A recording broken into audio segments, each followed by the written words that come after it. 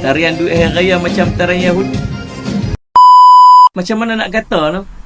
Dah jadi macam satu kewajipan pula. Kalau sambutan hari raya saja, mesti ada trend-trend yang kita nak buat. Kalau tak buat tu, macam dah tak sah dah hari raya kita. Cumanya macam saya selalu pesan dalam video-video saya sebelum ni. Tak salah nak buat trend.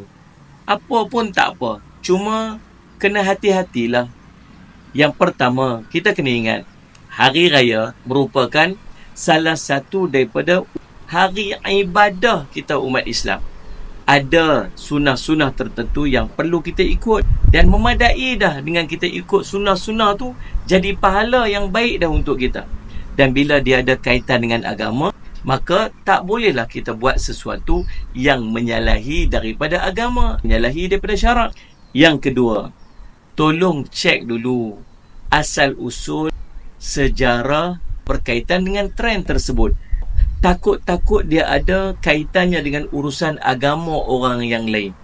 Macam isu yang berlaku ni dah sama pula dengan Jewish dance ataupun tarian orang-orang Yahudi. Cuma persoalan dia nak kena cek lah sama ada dia tarian itu ada kaitan dengan budaya orang Yahudi ataupun agama orang Yahudi.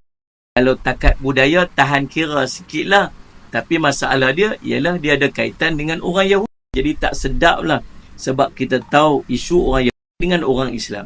Yang berikutnya, ada dekat dalam tarian tersebut melibatkan para wanita.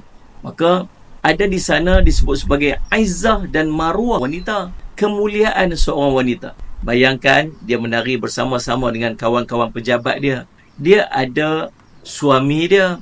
Apa perasaan suami dia bila isterinya berjoget bersama-sama dengan kawan-kawan di pejabat yang di sana adanya bukan mahram dia? Masalah dengan ikhtilat. Kemudian dia ada ibu dan ayah dia. Apakah perasaan ibu dan ayah dia melihat anak perempuannya berjoget bersama-sama dengan kawan-kawan di pejabat atau di mana-mana saja? Kemudian dia mungkin ada anak-anak dia. Apa perasaan pula